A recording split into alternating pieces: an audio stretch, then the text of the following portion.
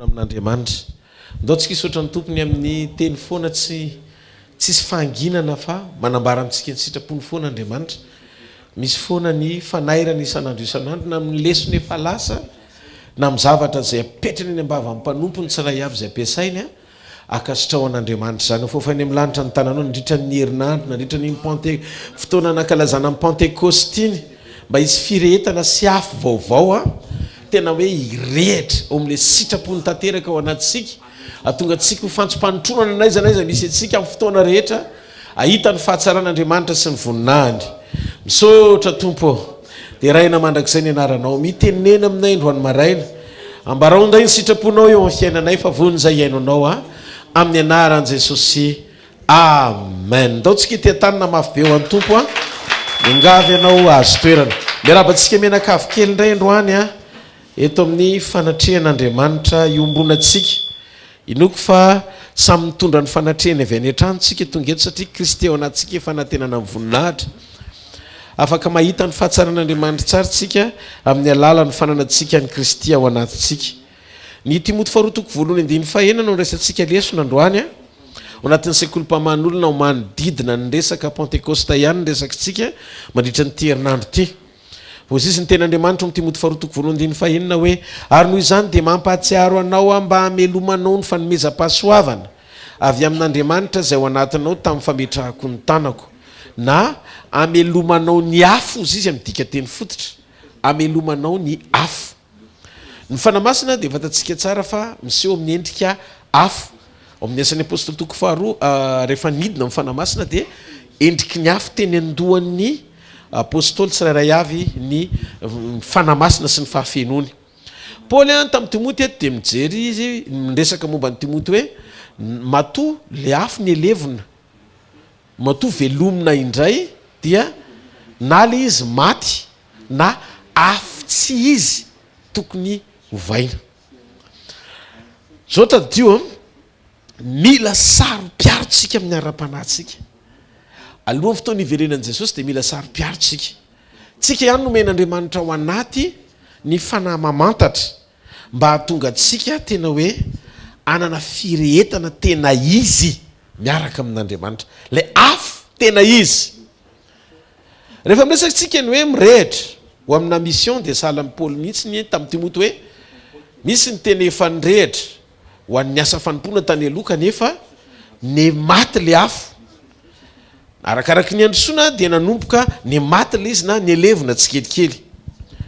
Inona ny antony tonga ny ho afo ny elevona ahoana ary ny fisehoan'le hoe manomboka maty ny afo. Paoly efa niteny tamin'ny Timoty zany hoe velomindray irehitra lay afo amin'ny fahasoavana izay niraisinao tamin'ny fametrahako ny tanako. Tsaroana mihitsy hoe nisy fotoana nirehitra ianao kanefa ny maty le izy. Inona ny antony tonga le fahafatesana ato anatin'le firehetana. Androany maraina dia anomentsika endriky ny fanoharana tsotsotra mikasika momba ny afo sy ny firehetany mifandraika tamin'ny Pentekosta teo amin'ny fiainan'ny mpianatra ka natonga ny tompony teny azy hoe aza miala eo Jerosalema mihitsy aloha fa eo no hanovozanareo hery anafinanareo hery rehefa feno ianareo vao andeha ho tonga vavolombeloko. Ny tanjon'ny afo mijoroantsika ho vavolombelon'i Jesosy. Ny vavolombelon'i Jesosy tsy hoe manahaka ny zavatra nataon'i Jesosy fotsiny ety ivelany toy ny hoe manao famantana sy fahagagana ny tompo dia naniraka antsika anao izany ihany koa izy fa ny tena hoe vavolombelon'ny tompo dia manahaka ny toetra amantarana an Jesosy amma Andriamanitra fitiavana azy. Raha jerentsika manokana ohatra ny misy zavatra be dia be ao anaty baiboly itovizan'ny manome endrika ny Kristy tamin'ny testamenta taloha dia andray manokana tsika ny tantarany Samsona tena somary ho velabelariko lalindalina kokoa zay efa natomboko tao anaty dinika tamin'ny lahady zay ny rahantsika tao anatin'ny lahadiniky ny Pentekosta tena izy. Samsona dia maneho sary an-tsainantsika eo raha hojerena ny tantara manambara azy ny amin'ny fifandraisany amin'ny Kristy.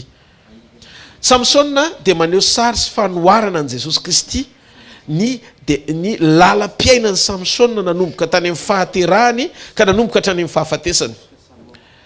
Na samy hafa ny Samsona sy Kristy fotsiny Samsona izy mihitsy no nanota fa Kristy le zanak'andriamanitra natao ota zay fotsiny mahasamihafa azy ndray olona ny ray andriamanitra tonga nofo fa le tandindona manondro an'i Kristy tao amin'ny Samsona tena mipetraka be mihitsy ny hoe wow, ahoana ary zany fomba fiasan'andriamanitra zany, satria ozy Jesosy hoe nareo izy mandinika ny soratra masina dia tsy mahita dia tsy mahazo fiainana ao anatinareo nareo, zany hoe velona le fiainana ao anatinao, mirehitra le afo rehefa hitanao ny sy tafapetraka ao anatinao lanja ny famonjena sy ny asarbidiny zany zay manondro an'i Kristy, manondro an'i Kristy sy ny asa famonjena vitany. Eto Samsona dia maneho antsika ny sary sy fanoharana. Samsona eto dia mety tsy nahataitrantsika loatra hatramin'izay ny fomba famakina baiboly eo amin'ny boky mpitsara rehefa miresaka momba ny tantaran'ny Samsona. Fandroany maraina ry havana dia anome antsika ireo fanoharana manondro an'i Kristy tamin'ny tantaram-piainan'ny Samsona. Androany zany dia arao tsara ny fampitanan'i Jesosy Samsona hitondra fiainana ao anatin'ity tantara ity ny tompo ampahiratra ny masom-panahintsika ny amin'ny fahalalantsika ny fitiavan'i Jesosy atsika sy ny famindram-pony atsika. Azoka antsika tsara ny antoka ny amin'ny firehetana zay takian'Andriamanitra amin'ilay tena afo tadiavin'Andriamanitra amin'izao andro farany zao.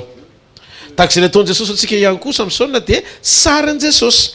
Voalohany ny nahaterahan'i Samsona, mahagaga nahaterahan'i Samsona, tahaka izany koa nahaterahan'i Jesosy mahagaga.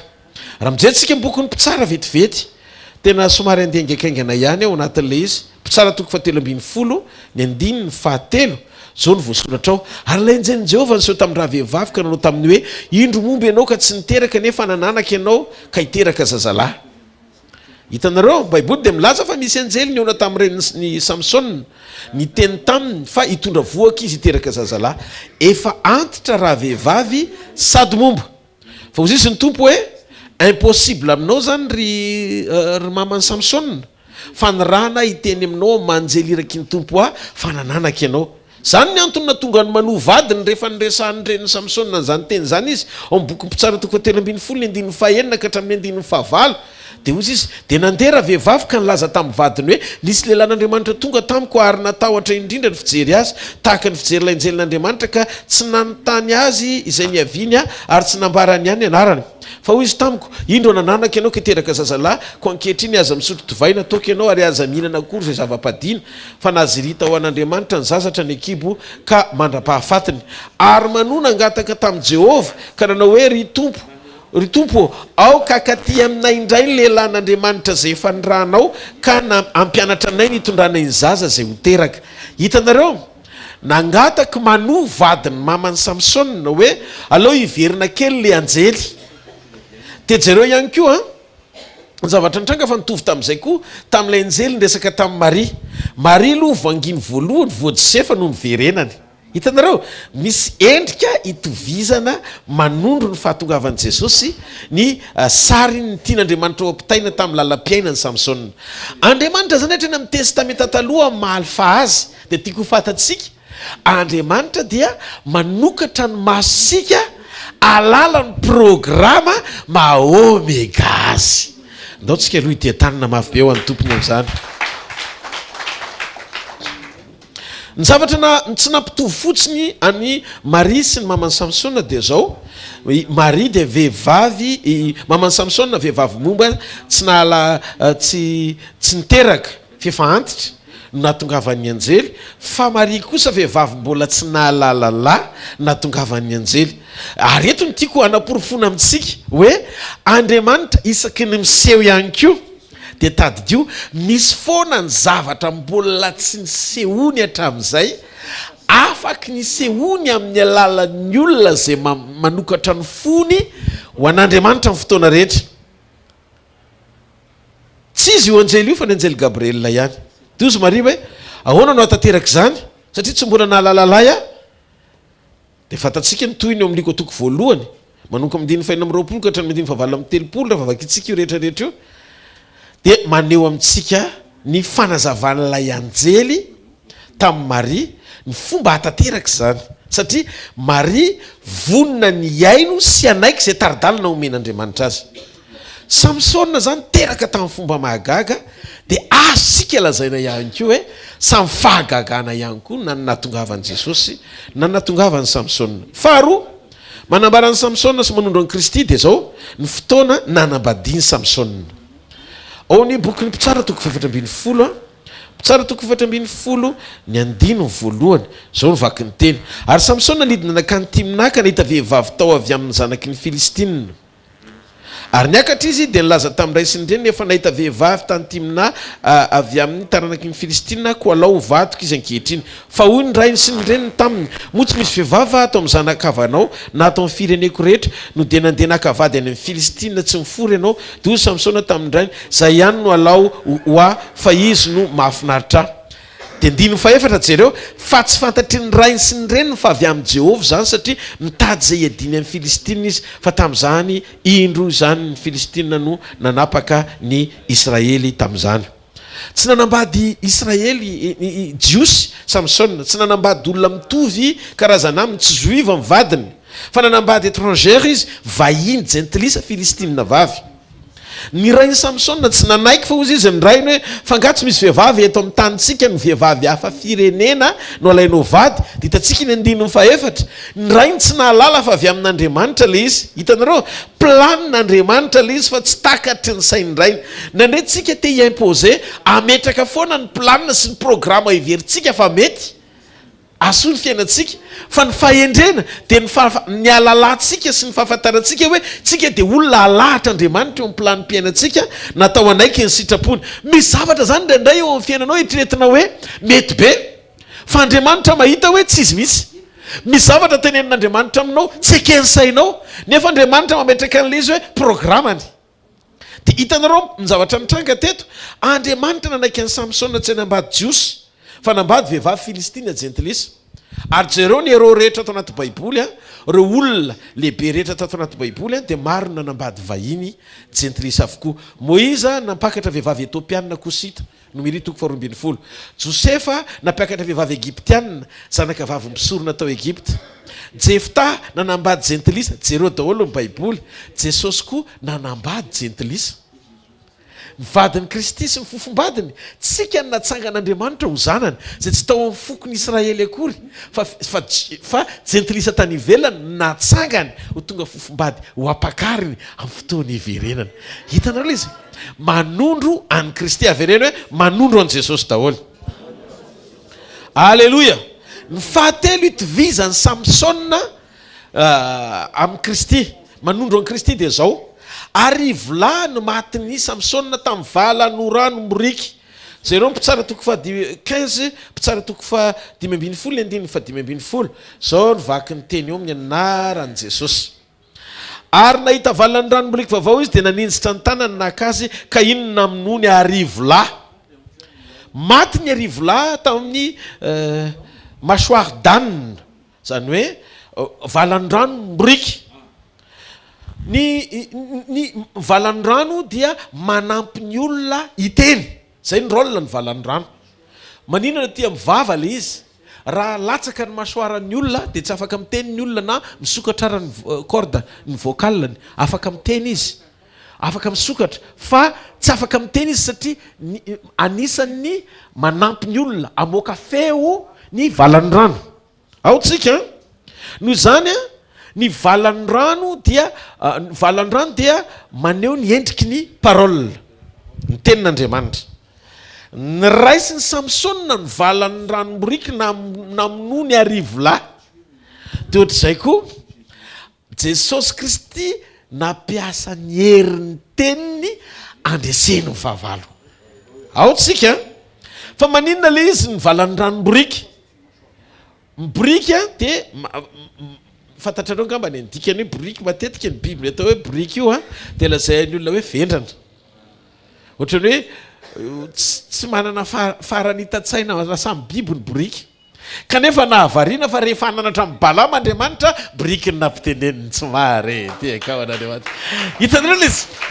Zany hoe Andriamanitra midiny eo amin'ilay fahatsinitsinao manangana anao ho tonga zavatra amin'ny alalan'ny herin'ny teniny. Endri-panehoana ny imazy ny toetra takian'Andriamanitra ananana fanetretena ahafany fisandratan'ny teniny mahazo ainy ho mpampiasana ny olona zay manaiky ho fitaovana eo ampelantanany. ao vetsika Samsona zany namony Filistina tamin'ny masoarany masoar danina dia azo lazaina ihany koa fa maneho an'Andriamanitra ny mandresy zava-tsarotra amin'ny fomba faran'izay tsotra le izy. Raha tsika miaraka amin'Andriamanitra tao anatin'ny sekoly mpamahana olana dia mila misaintsika fa ny Andriamanitra ao dia spesialista manatanteraka vahaolana faran'izay goavana miainga amin'ny zavatra faran'izay tsotra. Fomba fijery maneho an'i Kristy olona jambatra ny amboaka fetarora naositra tamin'ny masony mba hampahiratana azy maneho ny mampamorona ny olona avy amin'ny vovoka azy. Tsy marety eka ao an'Andriamanitra. Eritrereto fa rehefa nampiasan'ny Mosesy Andriamanitra tena nikapoka tamin'ny vovoka mivadika moka lalitra azonareo ve petraka le izy. Zany hoe Andriamanitra zany dia afaka miditra tsehatra manova zavatra avy amin'ny endriky ny fahatsorana sinitsinina zay verin'ny olona fa tsisy nininana ilana azy nefa avitany zavatra faran'izay tsara sy goavana. Noho izany ao anatin'ny olana everinao fa goavana io ny ilainao manokatra masom-pananao fotsiny hifankahita amin'ny fanotronan'Andriamanitra. Fa rehefa mety ny ao anatinao mifankahita amin'ny fanotronana tsy zavatra goavana eo amin'ny fiainanao ka tsy fitain'Andriamanitra amin'ny fomba tsotra zany. Tsy mahareteka ho an'ny tompo. Ny faefatra amin'ny Baiboly dia milaza ao amin'ny 10:20 ao amin'io mpitsara toko fa 5:20 ihany fa ny 10:20. Inona indray no mampitovy an'i Kristy tandindony Kristy ny amin'ny Sansona ary nangeta ety indrindra izy dia nitanana tamin'i Jehovah ka nanao hoe ianao no nanome izao famonjeny dehibe zao tamin'ny tanàn'ny mpanomponao ary ankehitriny efa fatiketaetaka ianjera eo amin'ny tanany tsy miforo. Zany hoe reraka izy rehefa vita ny adiny dia hoe mangetaeta. Rehefa vitany Samsona amin'ny fahagagana rehetra izay nampiasan'Andriamanitra azy dia ozy izy hoe mangetaeta satria amin'izany tamin'izany mafy ny adiny Samsona vita le izy nyseho nyfandreseny dia ozy izy rehefa avy eo hoe mangetaeta.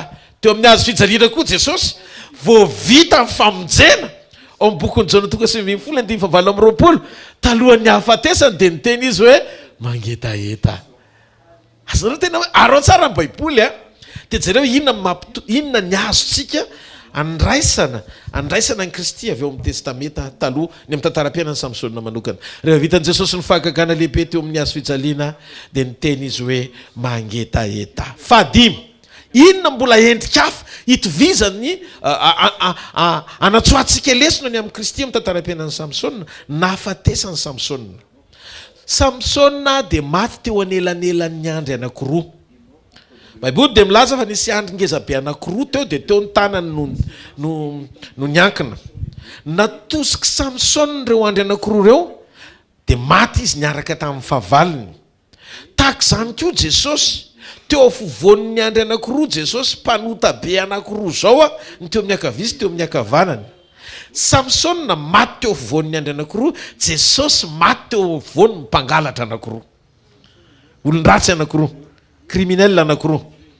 Tsara toko 5:20 ny andininy 30 amin'ny anaran'i Jesosy dia hoy Samsona aoka raha maty amin'ny Filistina dia nizahany mafy ka dia ninjera tamin'ireo andriana sy ny vahoaka rehetra izay teo ny trano ary maty izay nyvonony teo amin'ny hafatesany be lavitra no nyvonony tamin'ny andro ny ainany ary nidina ny rahalany sy ny mpianakavindrainy rehetra dia naka amin'ny fatiny ka nitondra azy niakatra dia nandevona azy teo ny elan'ny Zora sy Estaola tao amin'ny fasany manora iny ary izy efa nitsara ny Israely 20 taona. Baiboly dia milaza fa Samsona nahafaty maro tamin'ny hafatesany noho ny fahavelomany. Dia jereo ihany koa fa tamin'izy mbola velona dia efa nahery vaika ny fomba nampiasan'Andriamanitra azy fa mbola mihoatra lavitra rehefa maty izy. Ny fiainan'ny Samsona zany dia mitondra dega sy faharavana lavitra ho an'ny Filistina tamin'ny nahafatesany noho ny nahavelomany.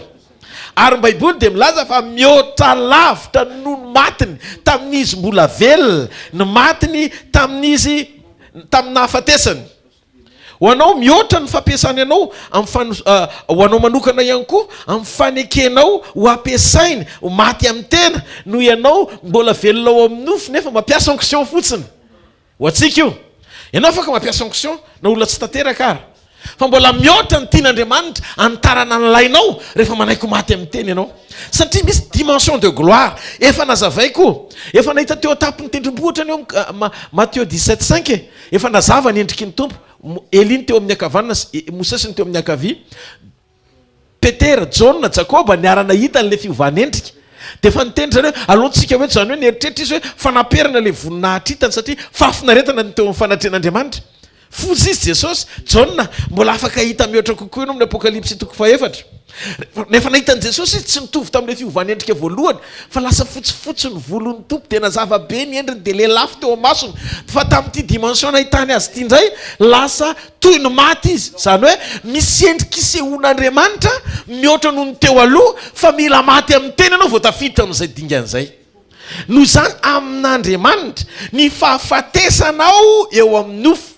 na mbola isan'ny velona eto an-tany izy ianao de manome vana amin'ny fanotronana isetrasetra hitondranao any amin'ny dimension de gloire ambonimbony kokoa ayayayayaya halleluja halleluja zao ndray ny ifandraisany amin'ny Jesosy Kristy mahafinaritra hoe Jesosy velona ny amin'ny endriky Samson io satria manao fahagagana izy teto ambonin'ny tany efa orony devoly tamin'izy teto efa nahavariana ny Satana ihany hoe fa maninona izy no afaka mikitika any devoly mandroaka devoly amin'ny anaran'i Jesosy de miala nafatesan'i Jesosy de nitondra dega mihoatra lavitra teo amin'ny tobony fahavalo noho ny tamin'i Jesosy mbola velona teto ambony tany ny riri olombelona tamin'izy mbola velona teto tany de voafetra tao Jerosalema ny asany fa taoriny nahafatesany de taranaka maro mifandimby lasa babon'ny tompo androany tamin'ny alalan'ny hery ny fitsanganany ny fiakarany eo akavanany ray ary nandrany fanany tsy mareteka ho an'Andriamanitra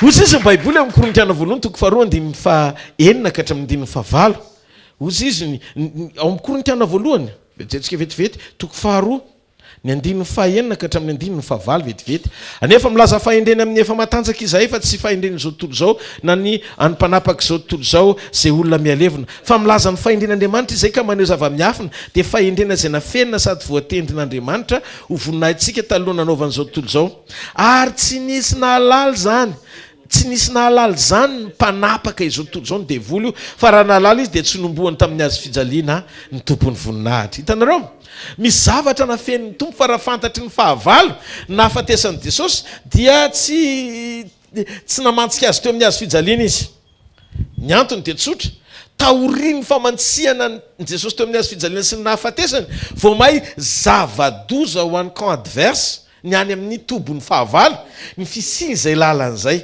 raha nahalala ny devoly de tsy nataony zany fa navela novelony Jesosy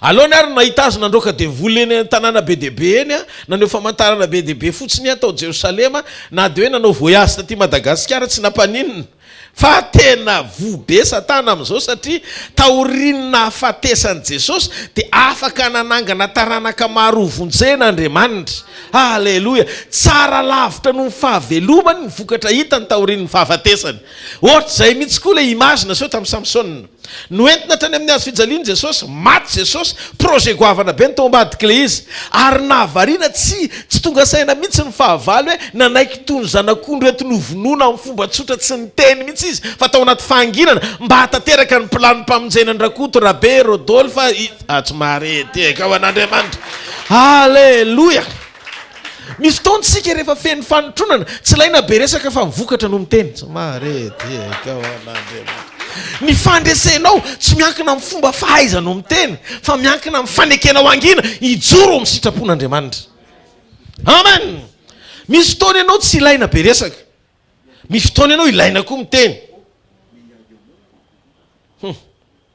teny iray ny nambarany teo amin'ny azy fijaliana hoy Jesosy hoe vita ny zavatra rehetra de ozy izy Satana hoe inona tsony moa zany izy mihitsy arehefa miteny hoe vita ny aminy hitanao afa nandraisany devoly le izy nefa miafina ambadika izy de zao hoe vita amin'ny famonjena vita amin'ny fanafahana tafavoaka ny zanak'olombelona tateraka ny famonjena ayayayaya noho ny fahafatesany de resy lahatra zao tontolo zao iaina sy fakahita ary anomboka tsara amin'le sofla vaovao omen'Andriamanitra aoriny ny fitsanganany atao hoe famoronana vaovaovy amin'ny fanahy masina.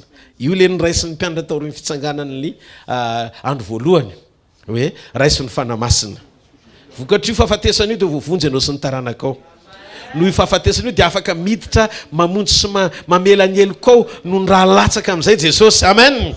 Jesosy nanomana fandresena tsy ritra ho any zanak'Andriamanitra rehetra izay mitsangana sy natsangany tamin'ny alalany. Zay no mahatonga ny Jaona apôstôly nanoratra epistily mihitsy ny hoe anaka ianareo dia avy amin'Andriamanitra, novaina ny fihevinareo satria lehibe izay ao anatinareo noho izay misy aiza, noho izay misy eo amin'izao tontolo izao.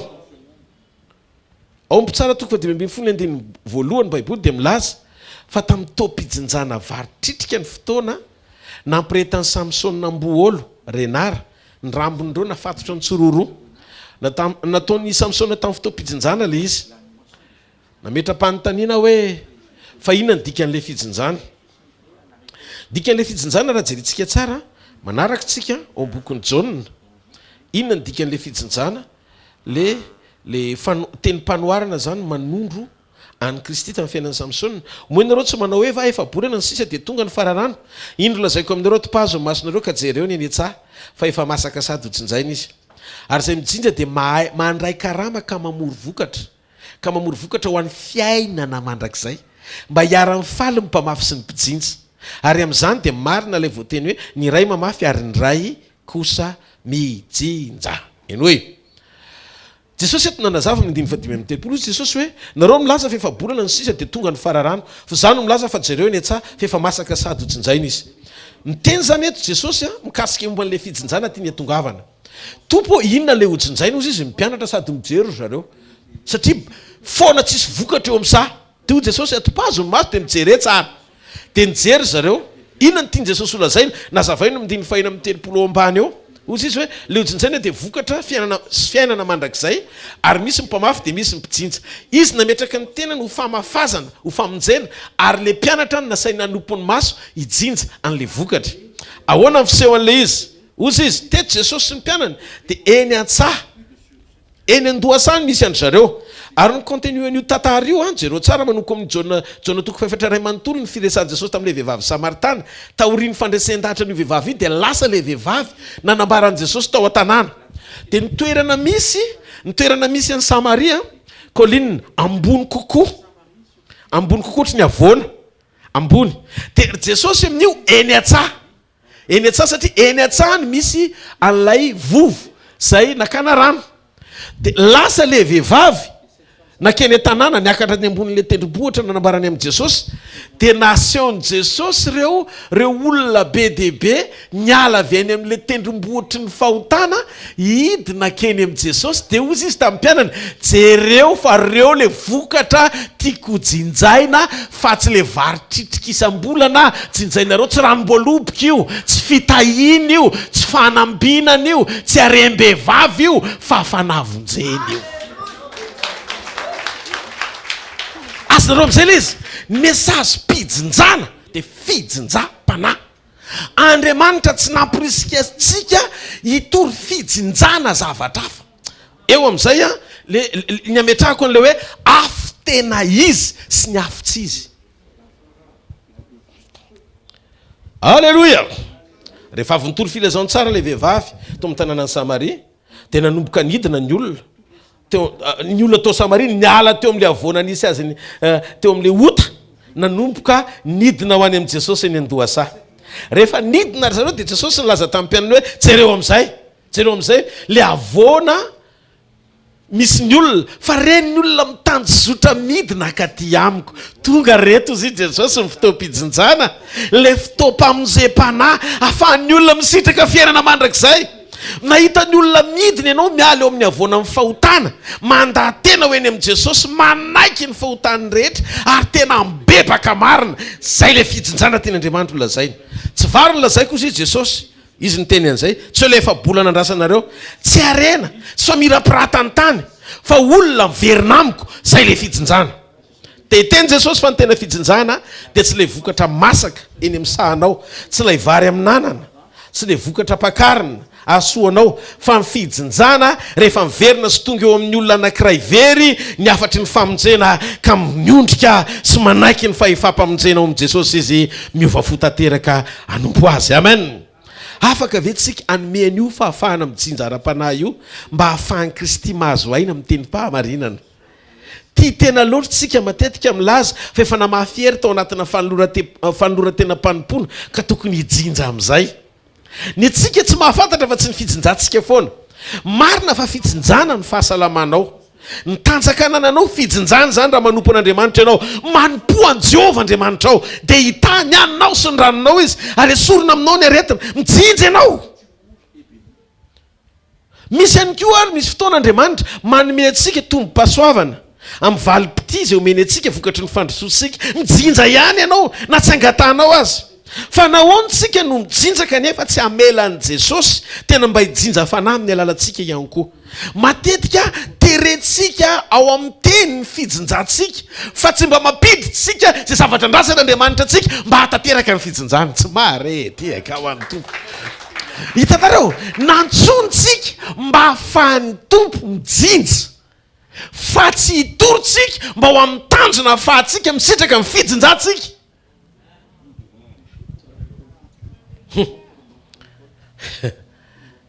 Teto tao anatin'ny fijinjana na mitsorany Samsona Renard Amboaolo akao amin'ny saha Filistina. Fa hoana, inona le saha? Raha toka fa monjem-panahy ny fijinjana dia inona ny saha?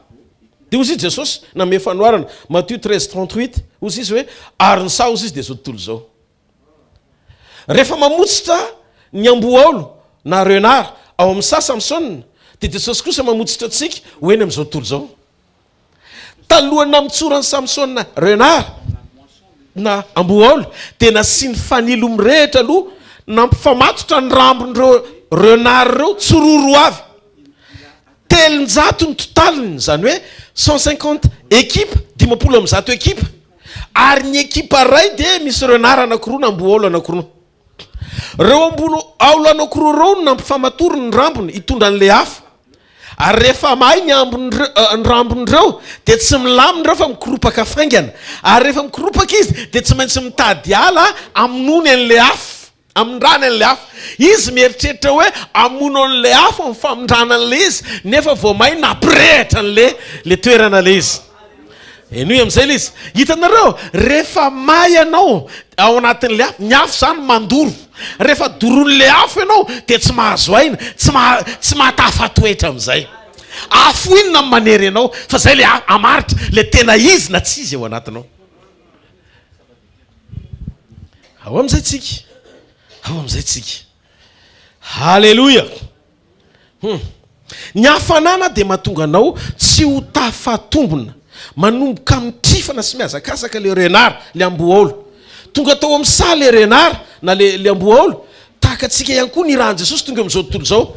Rehefa isika ny tena mandray ny afon'i Jesosy dia tery ao anatintsika, tsy tafatombontsika fa mihazakazaka foana makany amin'le direction tian'le afo hitondranantsika.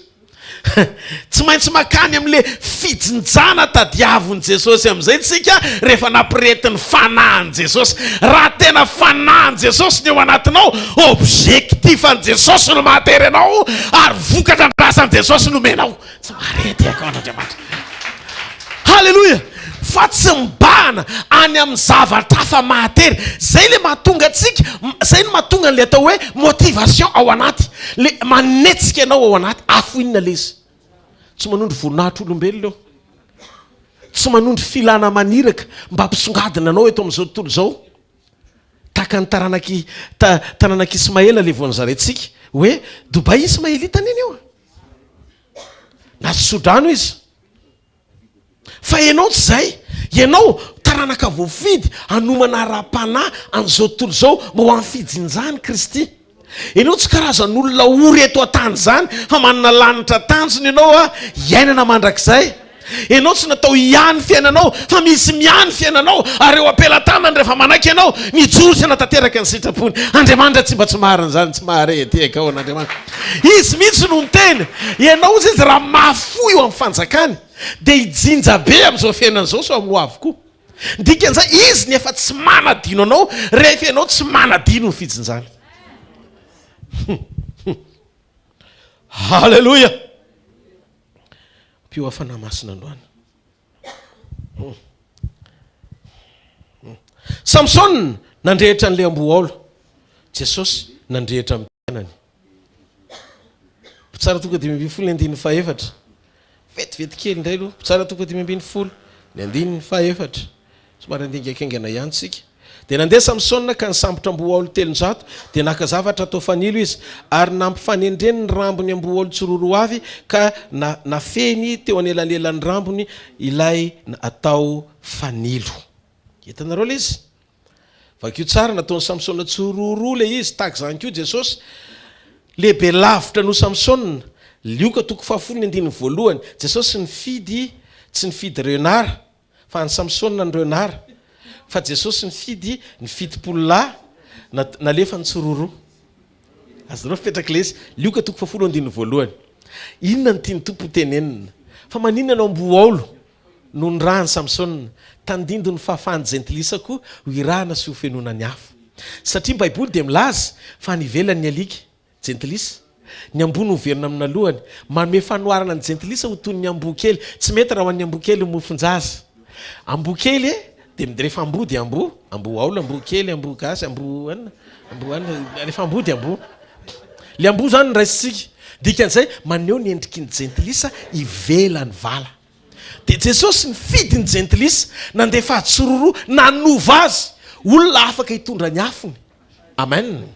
Ary na le afo ny teo ambony, teo amin'ny efitra ambony rihana tamin'ny andro Pentekosta, latsaka ny afo. Ary io afo mitovy. Ahoana mipetraka ilay izy. Nalefa nitompo tsororotsika amin'ny afo anankiray ihany. Mpianatra roa, afo ray. Tahaka izany koa le renard. Mirehitra le afo anankiray ihany ny an'ny renard anankiroa. Ny renard A sy renard B zany afo anankiray. Inona ny dikany? Tsy tafaradalina ny olona anankiroa tsy mitovy afo. Ao anaty vanim-potoana sika tsy hoe iombona mba anana sakaiza. Alohan'ny mahasakaizako anao dia mila azoko antoka aloha fa afo mirehitra mitovy amin'ile ato anatiko tena avy amin'Andriamanitra vao miaraka aminao. Tsisy fiombonana zany eken'Andriamanitra raha tsy mitovy ny afo. Eo aloha raha vao tsy mitovy ny firehetry ny afo dia tsy maintsy hamoniny ny anankiray ny anankiray. Ohatra ho an'izay mbola tsy manambady, ataovy afo mitovy no mirehitra ao am-ponareo roa mba tonga le programa an'Andriamanitra eo amin'ny fiainanareo tsy sakana. Afo ray ihany ho an'ny olona anankiroa izay ny ran'Andriamanitra.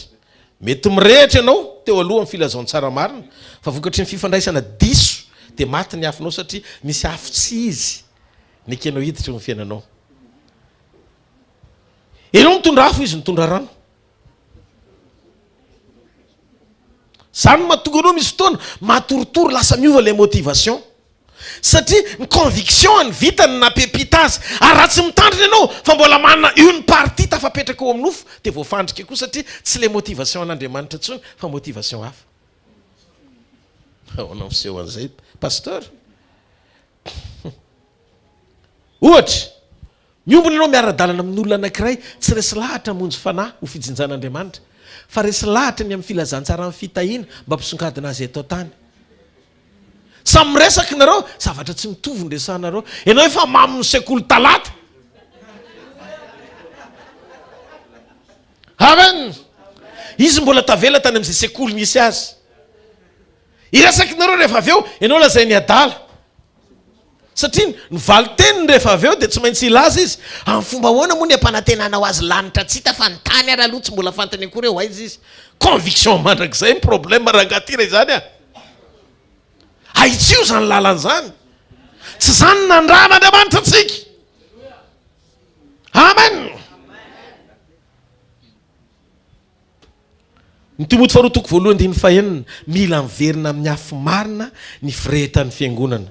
Mirehitra ho an'i Jesosy, mirehitra ho an'ny tompo sy ny ministera ianao, fa saingy mety diso le afo raha diso taridalana ianao.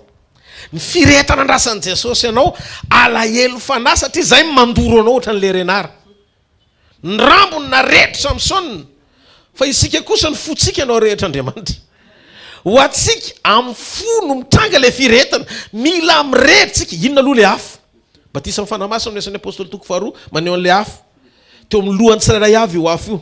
Io afo io no batisa ny fanahy masina. Samsona nandrehitra afo teo amin'ny tena fa ny antsika kosa afo tao amin'ny fanahy.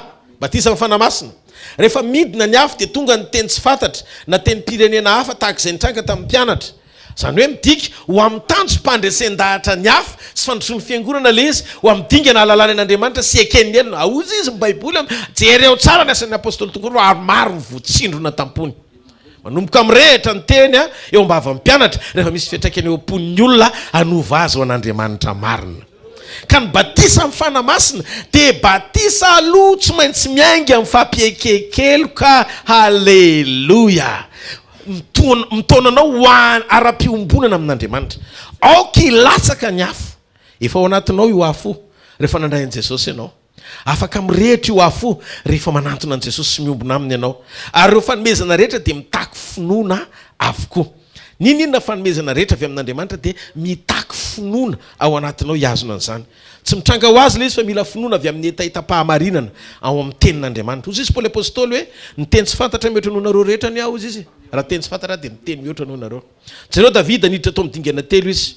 Ny fahefana, ny fanapahana, ny fanosorana tao anatin'ny Davida. Nisy saison be deabe ny lalovany. Fa zao tsy nahatsiaro mihitsy Davida fahabangana ninona mafy ny zavatra ny lalovany dia mbola niteny izy hoe tsy mananjava-mahory izy satria nifankahita tamin'ny fanatren'Andriamanitra. Rehefa marina ny motivation ao anatinao dia mitahiry ny fanomponao. Fa ny mahatonga le fangatsiapo problème na doctrine. Fampianaran-diso manatenan'Andriamanitra amin'ny zavatra tsy tokony anatenana azy fa zavatra tokony ho ataony fa ny zavatra tokony ho antenainao an'Andriamanitra dia ny fiombonanao tanteraka amin'ny fahatsapana fa eo amin'ny fiainanao foana izy tsy marety ka an'Andriamanitra. Ka za mahita saison miova manomboka androany, mahita vanim-potoana miova ho aza manomboka androany. Ny batisa amin'ny fanahy masina, ny ositr'Andriamanitra, ny fanotronan'Andriamanitra, reo le dimension anankitelo hitonan'Andriamanitra amin'ny fiangonana. Ary inona ny zavatra mitranga ao anatin'le izy? Mamaritra zotom-po. Fiaretana, zotom-po. Miova ny zèle. Fa maninona miova ny zèle? Miova ny zèle, ry mademoiselle. Tsy maintsy ho avadiko vavolombelona. Alléluia. Fa le izy tsy miova hoe tsikelikely.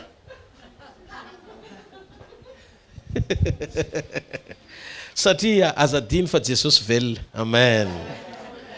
Jaona toko 2:7.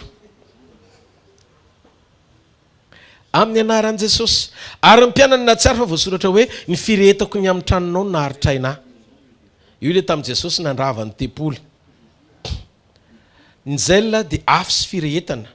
Rehefa mampirehitra ny renara i Samsona ary nampirehitra antsika koa Andriamanitra dia ny dikan'izay momba antsika izy. Le afo tsy hoe kory adiny tany maty dia nijolofotra fotsiny dia nandeha ny renara fa nirehitra miaraka tamin'ny renara. Dia ohatr'izay koa tsika mirehitra miaraka amintsika ho-potsy mety maty ny afo ny fitiavantsika n'Andriamanitra. Inona ny firehetana na zèle na hafanam-po etaeta ny meny antsika. Io le manery anao anaty hifanaraka amin'ny fandresen-dahatra sy zavatra vonona ao anatinao. Halleluja.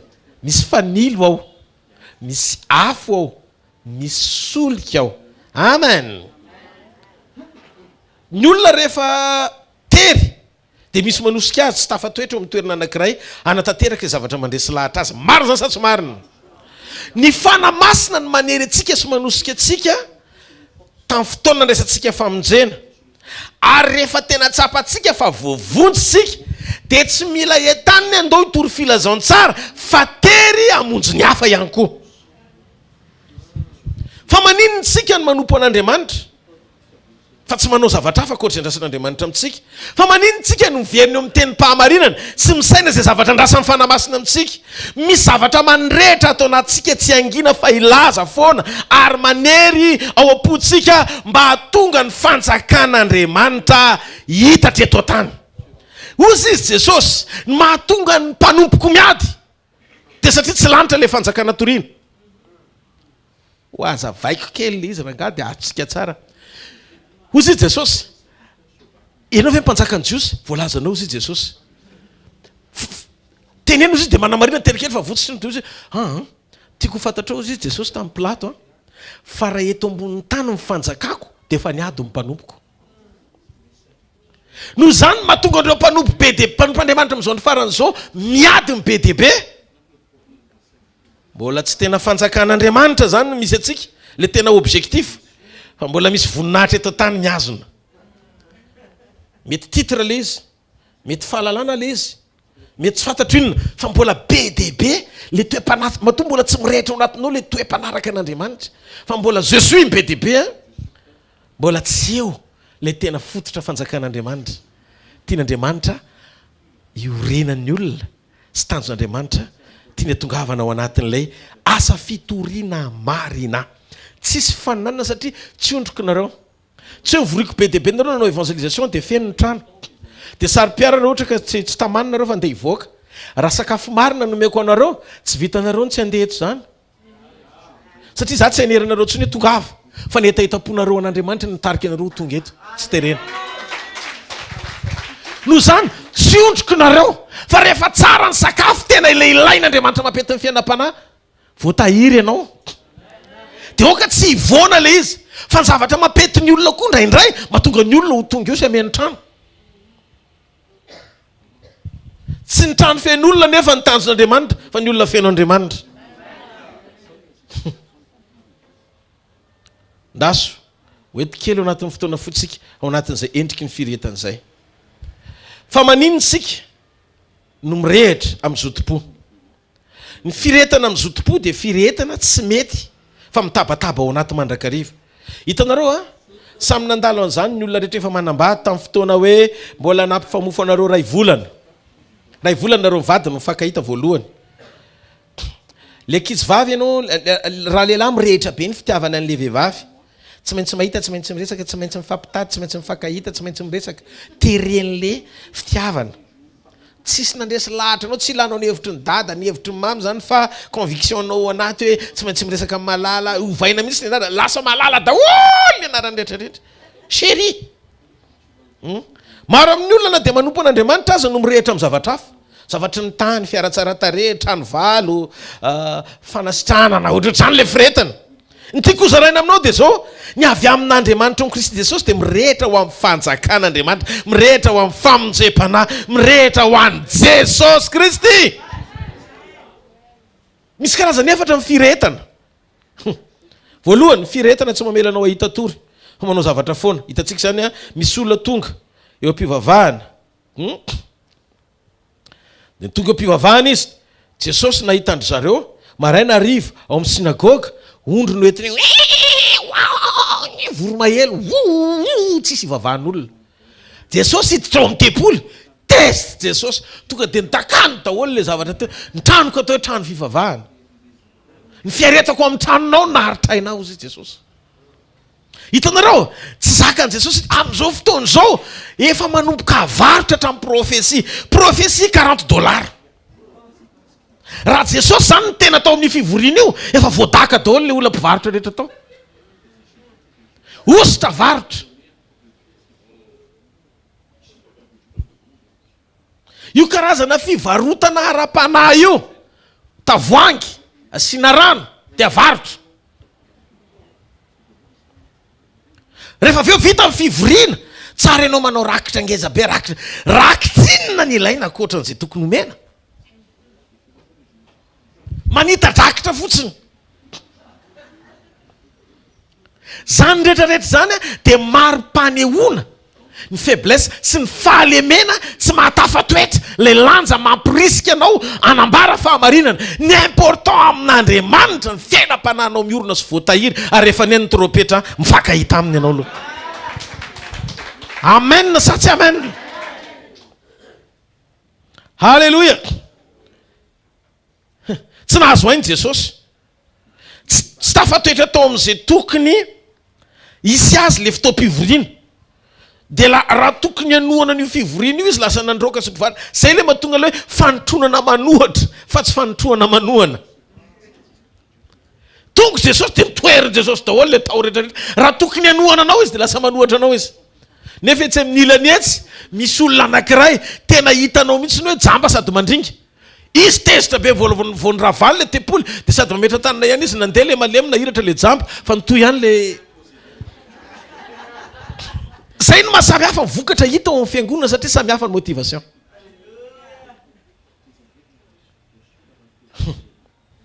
ny gel na ny zel na ny zotopo dia tsy mamelanao hitoetra eo amin'ny seza fa hitsangana anao zavatra ampandroso ny ara-panahy faharoa mitondra fitombona ara-panahy ny firetana satria voalaza amin'ny baiboly misy atoko fa fa ny antom-pisy sy ny fahatongavany zanak'Andriamanitra dia nitatra ampira na ny fanjakan'Andriamanitra ao anatin'ny firetana io de manomboka mahazovahana sy zavatra andrasan'Andriamanitra fa tsy zavatra andrasan'ny olona no zany no matery zay sain'Andriamanitra toriana fa tsy zay fitoriana andrasan'ny olona mampetiny olona tsy zavatra anankiray apetrak'Andriamanitra asonofiny olona ho lara-pahmehana satria naty tany ty azy hifarana tsoela karaha tany ho zay rano takitana no anrenanao ny fonao de mieritrereta tsara fa tsy fanaperana ny zavatra hitany masonao fahatelo ny firetana de mila fantatsika ihany koa fa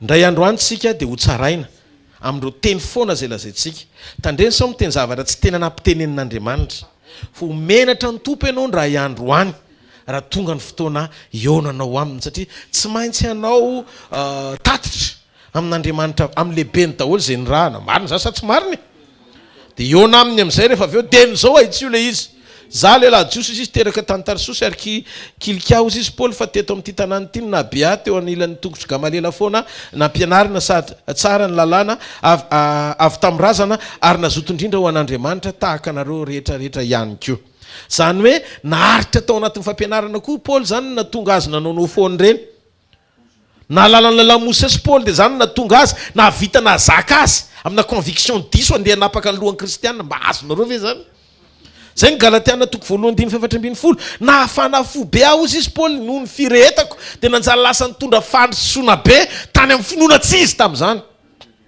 maro no nandray an' Jesosy rehefa nanompo an' Jesosy amin'izay Paoly satria le firetany tany iny ihany netiny tao amin'le tena fahamarinana amin'izay de jereo fa izy ny apôstôly nisany ngeza indrindra ary nanoratra be indrindra tao anaty baiboly ny am' Jesosy sy ny fahasoavany tsika mila mandroso bebe kokoa mirehitra bebe kokoa maharitra ny amin'ny tenim-pahamarinana mandroso lavitra noho ny rehetra eo mpanomporan'Andriamanitra maharitra amin'ny fanatanterana ny sitrapony mirehitra ho an'Andriamanitra amin'ny fotoana rehetra tsy maharetiaka ao an'Andriamanitra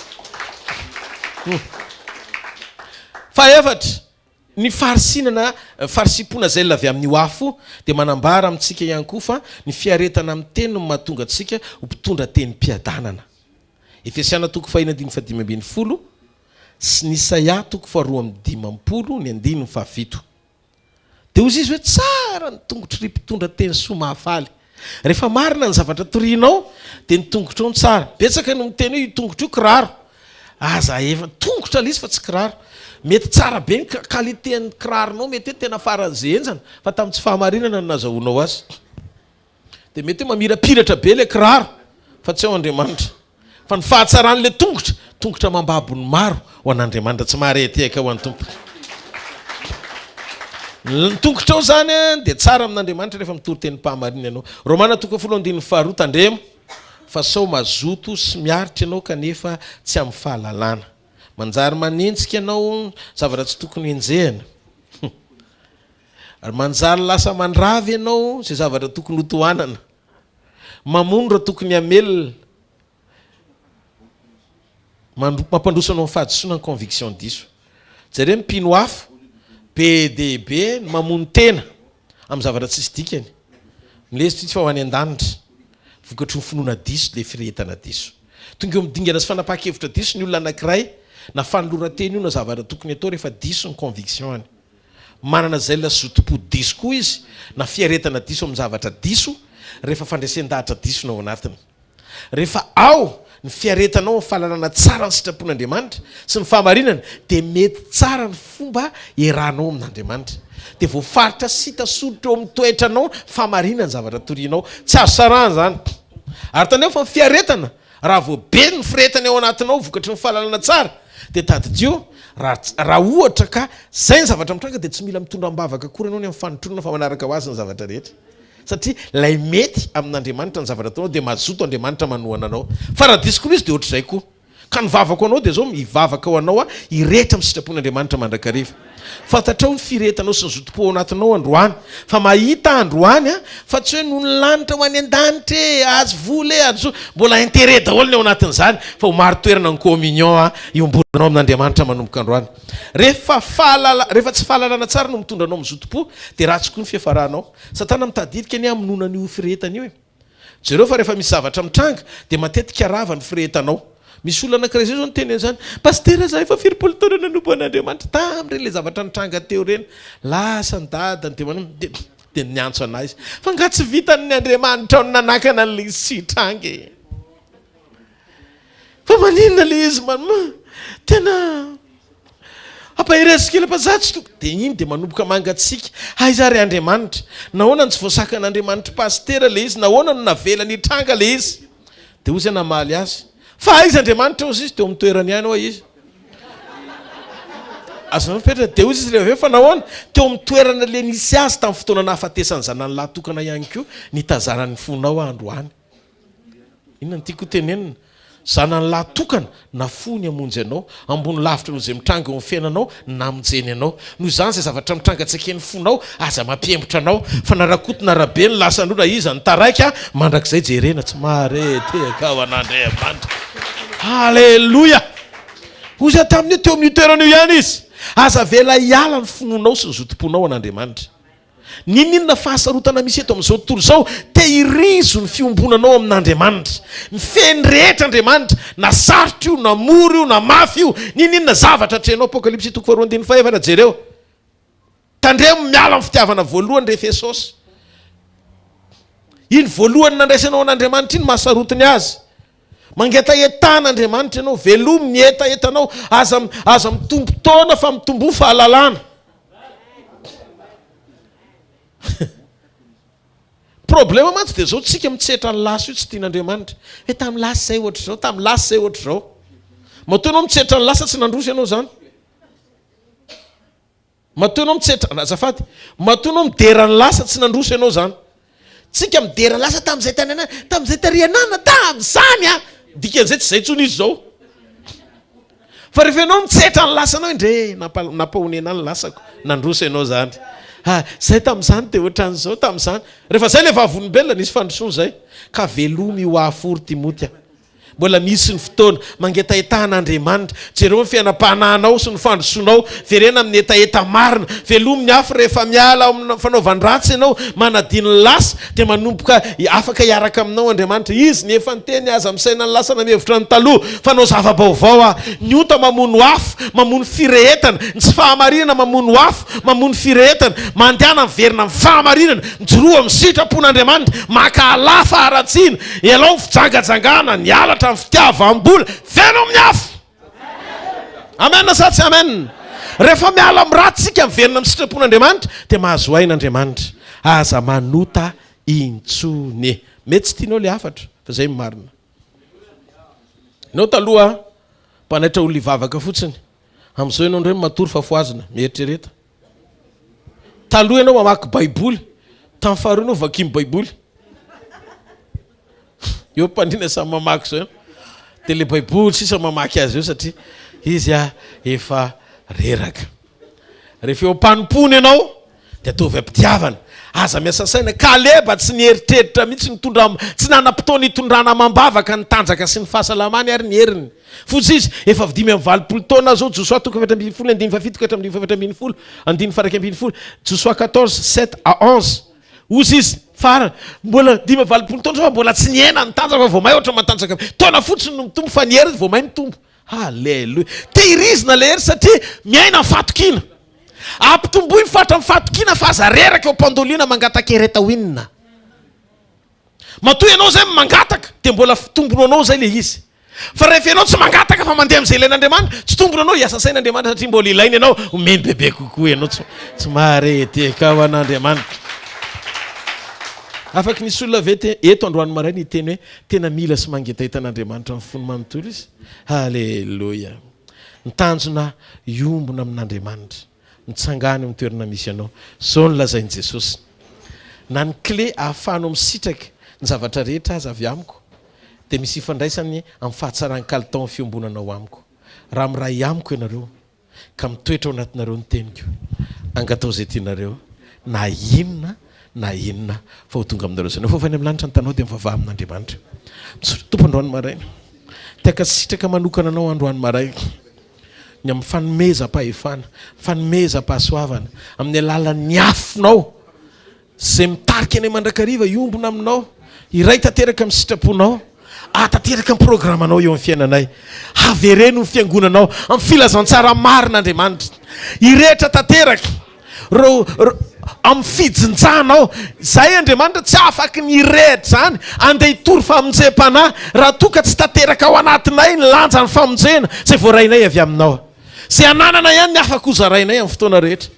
Oka tompo le firehetana ara-panahy araka ny teninao hoe tsy le fijinjanareo amin'Jona 4 fa sokafo masonareo dia jereva manomboka midina ny Filistina, manomboka midina ary zareo ny tao Samaria, manomboka midina ny Samaritana, anantona jereo zato vokatra. Zany ny fifalianao, faly erinao, wow, jereo satria mahita fanahy miova, mahita olona miova, mahita fijinjana miova ianao. Le mahatery ianao ny tena ny ranao anay, fa raha ny momba anay ianao mihevitra anay, ny asako atao fa za mihevitra zay momba anao. Tsy tokony angataka akory ianao, tanjaka hery fahasalamana mba nipoany Jehova ihany anao sy ny ranonao izy ary esoriny aminao ny aretina. Aoka androany maraina ny fiasan-tsainan'Andriamanitra andray ny toerany fanotronana hikarakara ny zanak'Andriamanitra zay malala ny tokony ataony rehetra.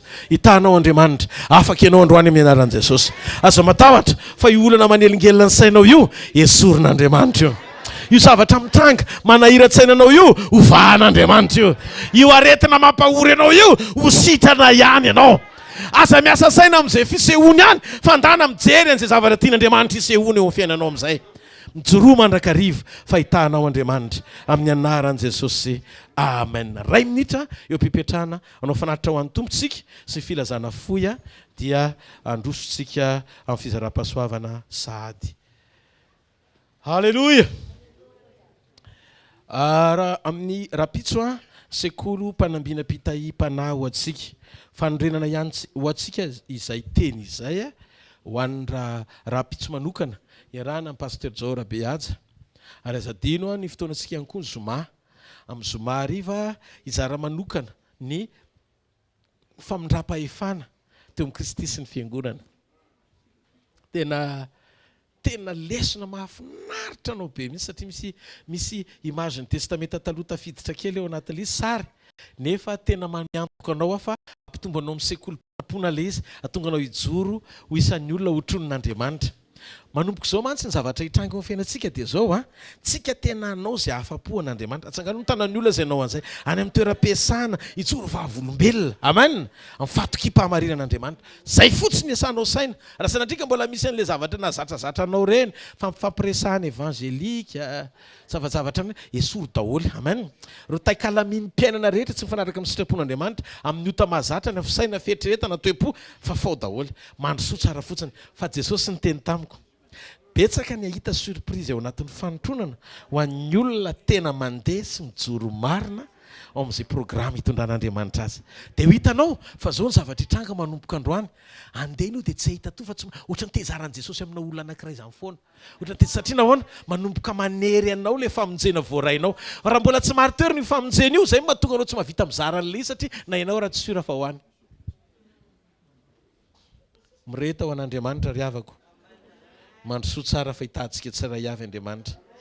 Mba fantatrareo tia ny tompontsika sinareo. Amen.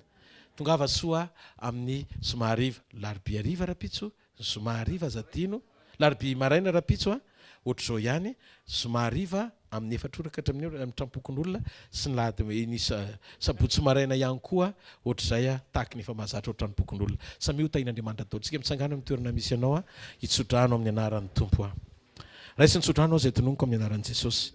hitanareo ny Jehovah ka iaro anareo ampamirapiratra ny tavany aminareo ny Jehovah ka mindra fo aminareo anandratra ny tavany aminareo ny Jehovah ka menareo fiadanana mandehana amin'ny anaran'i Jesosy miaina amin'ny fahafenon'ny hery mahita ny fahatonianao loatra satria mifankahita amin'Andriamanitra ny ao anatinao mahita ny fahombiazanao loatra satria ny tanan'Andriamanitra no anosika anao mahita ny fijoroanao tanteraka tsy anao manjavatra amin'ny fanjakain'Andriamanitra fa tena neza ilain'i Jesosy amin'ny fijinjam-panahy satria fantatro fa mahatery anao zany amin'ny maha-olom-bavonjy anao ambarako amin'ny anaran'i Jesosy fefena manodidina ny fiarovana ianao sy ny ankonanao tsisy olona azon'ilay ratsy alainy zany eo amin'ny ankonanao na ray ary amin'ny anaran'i Jesosy avy any Nazareta tononoko raha neny ny trompetra tsisy tavely eto zany tsika fa ovana vetivety tafiny tsy fahalovana mandrakizay Andriamanitra tsy mba tsy marina fa izy mahatoky amin'ny teniny mandrakariva mandehana ry olona salama ry olona tahian'Andriamanitra amin'ny lafiny rehetra ry olona matanjaka sy ambinina amin'ny zavatra rehetra ry olona famonjena sady joro vavolombelon'i Jesosy ho hitataratra amin'ny fahalemem-panahy ianao ho hitataratra amin'ny fitiavana ianao ho modely tsara amin'ny fanetretena ianao olona tena afaka hizara sy ahitana amin'ny fahalehibiazan'Andriamanitra ny fiainanao amin'ny anaran'i Jesosy Kristy avy any Nazareta zareo ny fahasoavana fa ny fahasoavan'Andriamanitra no matoy izao fa ny fahasoavan'Andriamanitra no matoy izao anareo amen tiafa mafy be ho an'Andriamanitra halleluja azadino fotoana antsika rapitso maraina sy ny ambony